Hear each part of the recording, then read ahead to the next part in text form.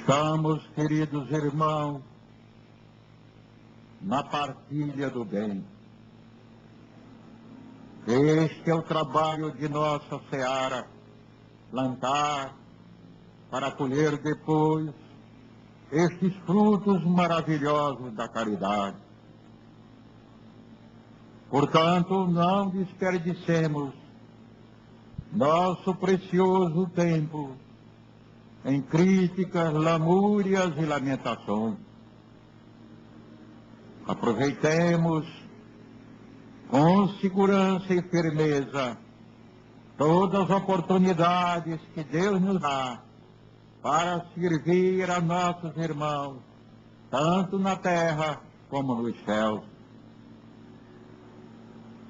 E aqueles que aproveitam as praças públicas, a coletividade, para criticarem, invejarem seus irmãos em evidência na terra, estes irmãos aproveitariam mais o seu tempo dedicando estas horas ao amor e à caridade. Aqueles que perdem suas mentalizações, mentalizando doenças, enfermidades, tudo tétrico e triste, macambúzios, infelizes, saiam dessa faixa dolorosa, porque mesmo no leito, sentados numa cadeira, paralisados, nossa mente funcionará para ajudar a muitos irmãos. Aproveitemos todas as situações dolorosas que nos surgem, como ensinamentos que Deus nos dá, para compreendermos que ninguém sofre sem causa, e todo sofrimento tem a sua razão de ser. E desde que nós modifiquemos nossas mentes para que elas possam vibrar com a luz, ela nos responderá que devemos ter paciência e resignação, esperança no futuro, porque através desta situação aparentemente dolorosa e infeliz, estamos adquirindo a felicidade e a paz, porque estamos regulando nossos erros do passado, estabelecendo o equilíbrio nas profundezas do nosso espírito. Em quaisquer situações, mancos, paralíticos, trôpegos, poderemos servir.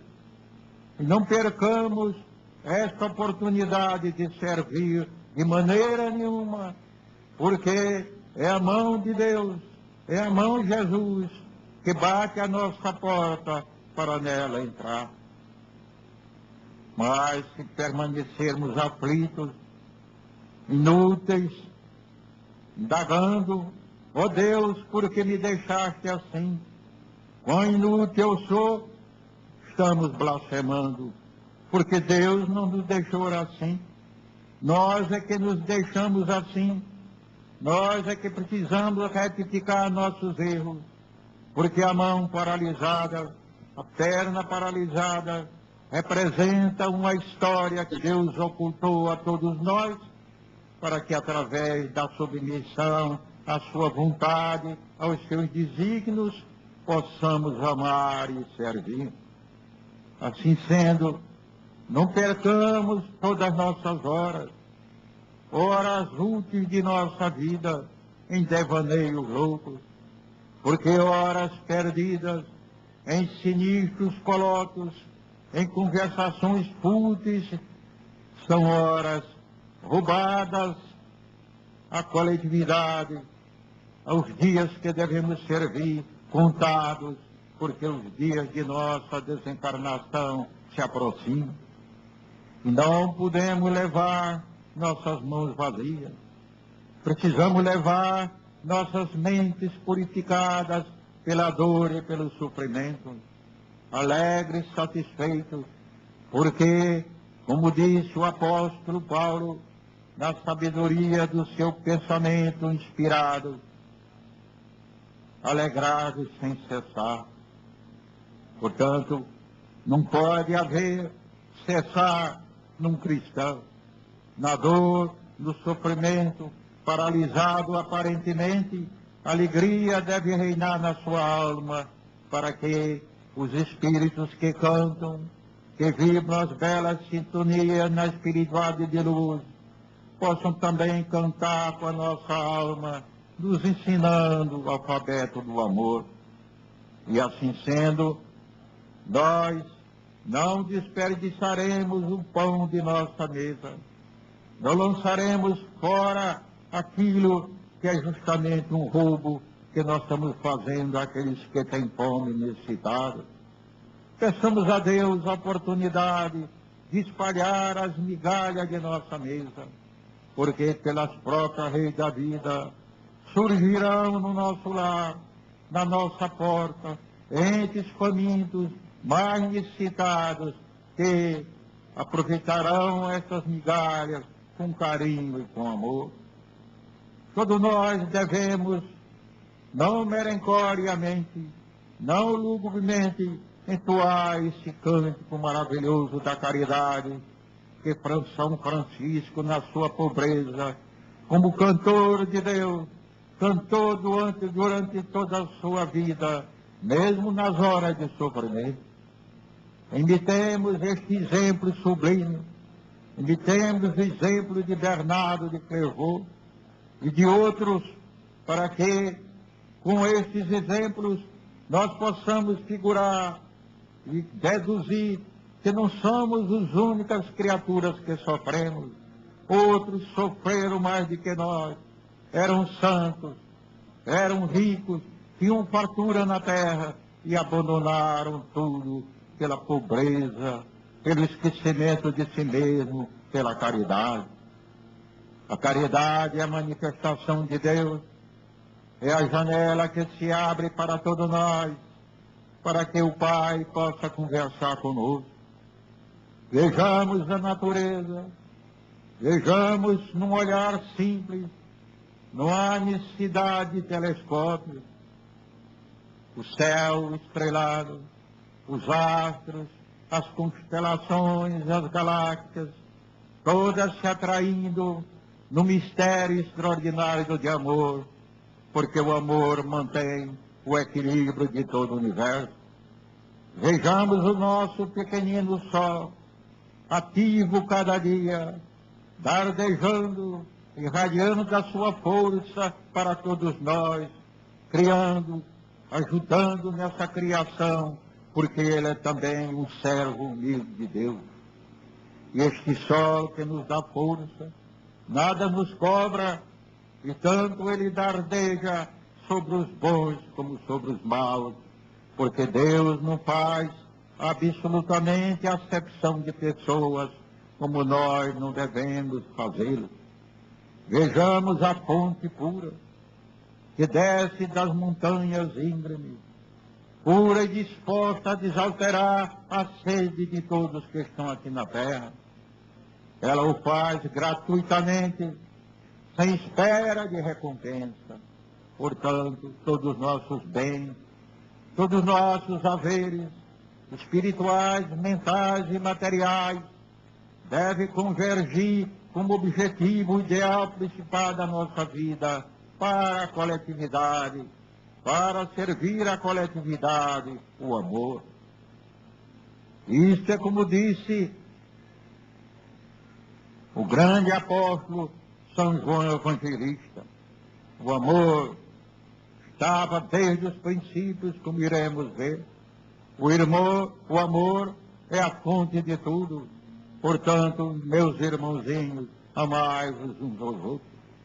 É no amor uns para os outros que nós damos o exemplo, a marcha inicial para amar os outros que estão lá fora, aos leprosos, aos cegos, aqueles que têm aparência de imundos, a todos que são filhos de Deus e que escolheram, através do desregramento de suas paixões, tais reencarnações dolorosas que, de acordo com a justiça divina, que também é amor, os levará um dia aos pináculos da luz. A essas criancinhas abandonadas, matrapilhas, não os chamemos de pivetes, não pensemos que eles são assassinos e ladrões. Emitamos pensamento de amor para toda a natureza, para tudo que existe nela, afastando o medo de nossos corações. E, portanto, assim fazendo, não ouçamos os queixumes, aqueles que nos perturbam, e continuemos serenos em nossa marcha. Compreendemos que toda a fortuna, todo o bem, o maior investimento é na caridade. Aqueles que não têm pão, que estão arruinados financeiramente, aqueles que lutam com todas as necessidades, envergonhados da sua situação. Procuremos esta pobreza oculta, como fez Vicente de Paulo, porque eles virão a nós, nossos lares se transformarão em celeiros, prósperos e felizes. Sejamos a luz para levar a esta luz aqueles que estão sobre a magia negativa do desânimo.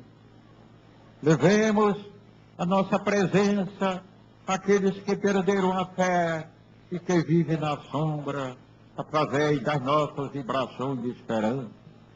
Levemos a nossa coragem àqueles que se detiveram na marcha, que recuaram com medo das provas inutilmente. Levemos nossos recursos de toda a espécie àqueles que precisam do nosso dinheiro, do nosso material. Mas também, cada dia, façamos maiores aquisições de espiritualidade, praticando todos os ensinamentos que ouvimos, que lemos nos livros sábios, estendendo a nós próprios na nossa prática. Por quê? Para que, com esses ensinamentos praticados, nós possamos adquirir a prosperidade material, a prosperidade espiritual, para ajudar cada vez mais a maior número de irmãos. Todos nós temos dentro de nós este potencial divino de força. Todos nós poderemos ajudar com Jesus Cristo. E aqueles que entoam canto de sereia e que se apresentam em nosso caminho para perturbar a nossa marcha, mais uma vez afirmamos, não nos detenhamos. O caminho, o objetivo é Jesus, é Deus, é a caridade, porque essas vozes loucas de recriminações e de desespero não ecoarão na nossa alma, porque responderemos a todas essas vibrações negativas com as vibrações do nosso amor, da nossa fé ilibada, que é a luz da nossa grandiosa esperança. E, portanto, mesmo nessa marcha, porque é um exército que marcha, que caminha, ligado uns aos outros, porque a caridade, como a história sempre mostrou, através de irmãos que exemplificam, tem o poder de conduzir, de levar miríades de espíritos encarnados, desencarnados ao objetivo santo. Nós, embora compreendidos, embora criticados, injuriados, continuemos o nosso caminho, porque com a caridade nós não estaremos sós, nós não estaremos lutando sozinhos. Ao nosso lado estará Jesus e Deus, nosso Pai, a quem nós compreendemos. Será, porventura, mero devaneio nestes solilóquios? Será um discurso inútil, um paralogismo? Não, meus irmãos. São palavras verdadeiras, não mistificações do verbo, necessárias à compreensão de cada um. Palavras que deverão tocar, através das exemplificações, corações endurecidos. urnas trancadas, onde o dinheiro lá fica para o gozo material, onde irmãos pensam que dentro delas está a sua paz e está a sua segurança, esquecidos do que Jesus afirmou. Não se pode adorar dois ídolos, a Deus e a Mamon. Não se pode confiar em coisas que a traça possa destruir, o ladrão possa minar e rouba, mas sim em Deus verdadeiro, Deus que é a fonte de tudo, Deus que é a nossa esperança. Juntemo-nos a Ele como seus filhos, através da caridade e do amor, porque Deus, como disse João Evangelista, é o símbolo da caridade, é a manifestação da caridade na terra.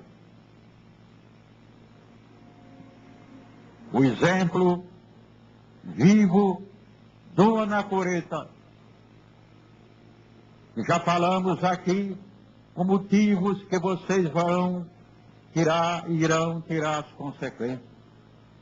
Santo Antônio, que deixou todos os seus bens materiais, aquela vila próspera de Como, no Egito, que ignorante e analfabetizado trazia em si, através do esquecimento de si mesmo e da suprema renúncia, a caridade, que se isolou por anos e mais anos para se livrar, medroso e temeroso, das consequências de não obedecer à lei de Deus, daquele que se transformou ouvindo as palavras evangélicas que foram citadas, daquele que criou em si o temor a Deus, mas na sua vida de anacoreta, na sua vida monástica,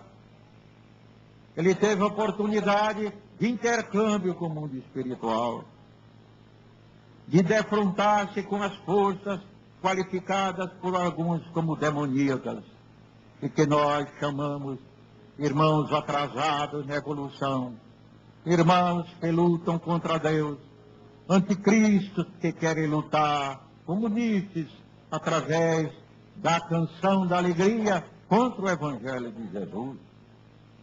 E então, desde o momento em que ele raciocinou que devia sair daquela turma para atender a inúmeros irmãos que vinham procurar a caridade, desde que ele utilizou suas mãos para preparar a sementeira do trigo nas areias do deserto, ele transformou aquele temor a Deus em amor divino.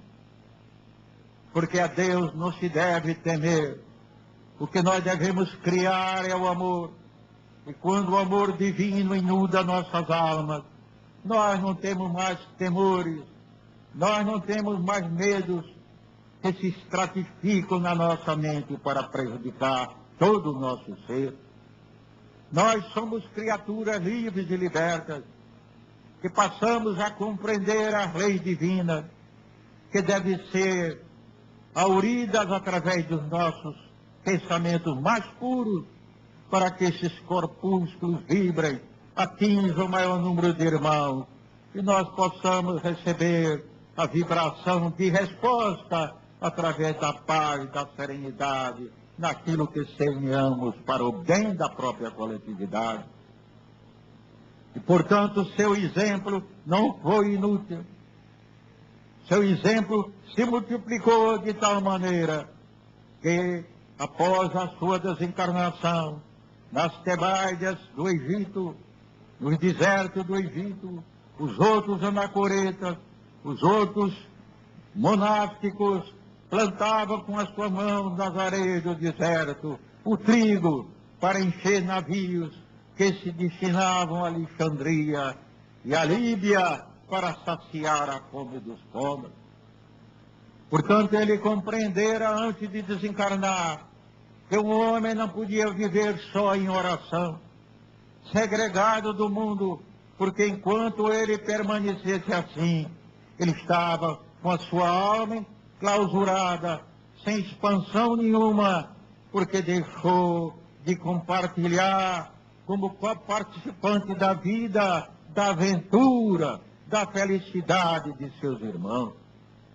E assim sendo, quando passava a dar, a trabalhar, a se esforçar, sua prece era ouvida, seus cânticos de louvor a Deus eram ouvidos, porque ele passava a distribuir a prece do seu esforço próprio, a prece da sua renúncia, da sua abnegação em bem dos seus irmãos, e morreu feliz. E estes outros que se converteram e que formaram, através do norte da África, de toda a parte da terra, cenóbios, onde em reclusão procuravam ainda viver, apareceu um vulto eminente chamado Bento de Núrcio, de um jovem que abandonara também a riqueza paterna, um patrício romano que ia se dedicar às letras, ao estudo das teodiceias, das teogônias de toda a espécie, e transformou-se, e também em reclusão viveu num rochedo durante muito tempo.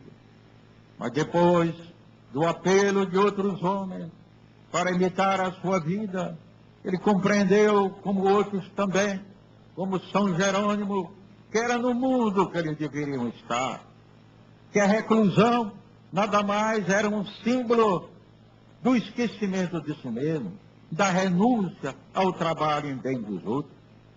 E então, antes com Jerônimo, mulheres da sociedade, nobres como Marcela, que deram seus palácios no Aventino para se transformar em cenóbios, em tratamento aos enfermos e aos pobres necessitados. Nobres, mulheres nobres, que transformaram seus palácios em hospitais, porque foram tocadas pelo exemplo de Antão, foram tocadas pela vibração de amor de um espírito que viveu secularmente para continuar na vida espiritual, no seu labor de conduzir através do exemplo todos os seus irmãos aqui na terra. Então, padres da igreja, padres daquela Assembleia Divina, como Santo Agostinho, Eusébio e outros, consideraram que dentro de todos os cenóbios, duas forças tinham que trabalhar e se esforçarem simultaneamente: a caridade e o trabalho. Porque a caridade e o trabalho são as leis da perfeição.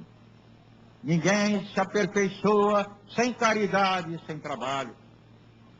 Não há reclusão, porque este corpo, que é o templo do nosso espírito, deve ser honorificado pelo trabalho constante, pela caridade constante, porque assim procedendo, através de nosso coração, ligado ao nosso pensamento, nós estaremos sempre em comunhão com Deus, e não há força nenhuma que nos possa tentar e desviar dessa linha ortodrômica que nos conduz à paz.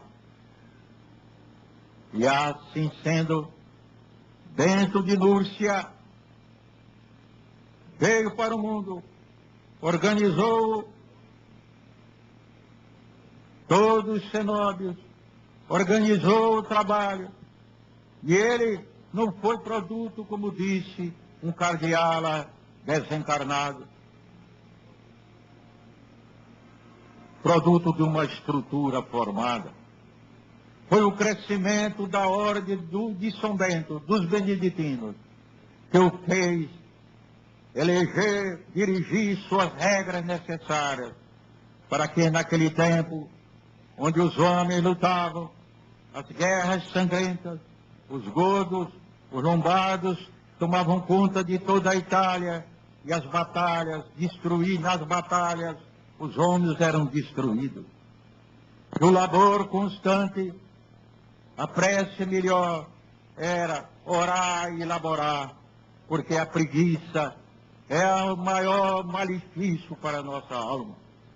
Quando nós ficamos preguiçosos de pensar, de meditar, nos entregamos a devaneios, a pensamentos materiais, são horas perdidas, são portas abertas, onde puderam entrar nossos inimigos do passado.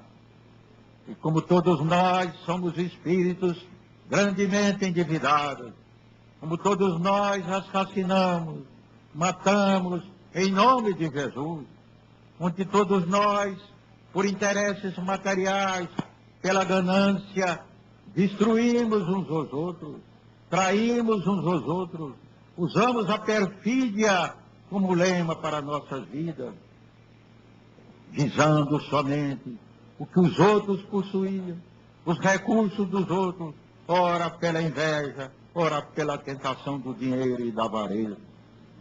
Portanto, já melhoramos muito. O nosso grupo já deu uma grande marcha. O nosso grupo está crescendo e crescerá sempre de acordo com aquilo que fez Bento de Nídia, porque ele reuniu em torno de si homens dispostos a trabalhar. Sua irmã também dialética, para trabalhar com ele, com outras mulheres, costurando, elaborando tudo que era necessário à vida. E enquanto as fontes eram destruídas, os beneditinos, dirigidos por Bento, as construíam. E nos conventos havia trabalho, havia fartura, porque eles não esperavam o fruto do seu trabalho coletivo. Não esperavam que as árvores que plantaram, eles pudessem usufruir seus frutos. Eles confiavam no trabalho em conjunto, eles confiavam na coletividade que ali estava reunida para ajudar a humanidade. Não era aquela caridade mais séria de pedir de casa em casa para distribuir. Eles tiravam da terra, dos seus ofícios, do seu trabalho, tudo, para ajudar a pobreza. E a pobreza era o símbolo com o qual eles realizavam todos os ideais da sua vida, sem mínima discrepância, sem mínima falta de fé, e sim, certos de que o trabalho em conjunto iria trazer seus frutos em plenitude de acordo com a vontade de Deus. E, portanto, houve a prosperidade necessária, foi o crescimento necessário, porque todas as obras que estão dadas a Deus e ligadas à caridade, quando um grupo de irmãos trabalham, não visando que deve olhar o fim e colher os frutos desta própria caridade, o trabalho faz crescer toda a obra, as almas também crescem, tudo vai num crescente animador para as grandes realizações que Deus cria através de seus filhos aqui na terra. E, portanto, nossa obra, em pleno crescimento, só exige de cada um de nós esta confiança no futuro, esta confiança em si mesmo, de acordo com os exemplos da história, porque se formos, cada um de nós, um exemplo vivo de caridade, desinteressada, se procurarmos estudar mais, compreender mais nossa doutrina de amor, nós teremos à nossa disposição, como disse o profeta Malaquias, e que também é lei na vida, também apregoada por Jesus no Sermão da Montanha, a prosperidade necessária para podermos ajudar cada vez mais a nossos irmãos. E nossos exemplos vivos frutificarão, e por uma lei mental e astral, outras fontes virão trazer os recursos necessários para que nossas construções, tanto na terra como nos céus, possam crescer, se acumularem e de forma que nessa cúpula sublime da caridade que aboiuna, possam todos se agasalhar e nas fontes perenes da verdade possamos desalterar a nossa sede de amor. Mas estaremos sempre com Jesus, que nos mostrou que é a fonte da água viva, e através de nossos trabalhos constantes, das materializações, os Espíritos de luz virão mostrar a cada um de nós a realidade da vida futura e a afirmação positiva de que Deus é amor. Que a paz de nosso Senhor Jesus Cristo esteja em todos os corações.